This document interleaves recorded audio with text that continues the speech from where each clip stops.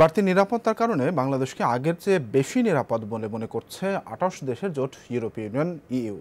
তাদের এই মনোভাবের কথা জানিয়ে ইইউ মিশন প্রধান পিয়েরে মায়াদু বলেছেন, গুলশান বারিধারা এলাকায় নির্বিঘ্নেই চলাচল করছেন তারা। নিরাপত্তা ব্যবস্থা নিয়ে সন্তোষ প্রকাশ করেছেন জার্মানির রাষ্ট্রদূত টমাস প্রেঞ্জো।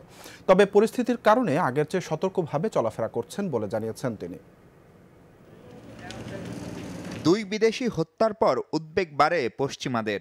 বাংলাদেশ ভ্রমণে সতর্কবার্তাও জারি করে যুক্তরাষ্ট্র, যুক্তরাজ্য সহ কয়েকটি দেশ। সবশেষ শনিবার সতর্কবার্তা হালনাগাদ করেছে যুক্তরাষ্ট্র। যদিও এরই মধ্যে নিরাপত্তা নিয়ে সন্তোষ জানিয়েছে ইতালি ও ফ্রান্স। এবার সেই তালিকায় নাম লেখালো ২৮ দেশের জোট ইউরোপীয় ইউনিয়ন। আমরা জানি নিরাপত্তা ব্যবস্থা বাড়ানো হচ্ছে, কূটনৈতিক এলাকায় সেটি দৃশ্যমানও। আমরা এখন আগের চেয়ে বেশি নিরাপদ বোধ করছি। নিয়মিত আইনশৃঙ্খলা বাহিনীর পাশাপাশি কূটনৈতিক এলাকায় এখনও মাঠে বর্ডার গার্ড বাংলাদেশ, বিজিবি। আলোচিত দুই হত্যাকাণ্ডের তদন্তেও অগ্রগতির দাবি করছে পুলিশ।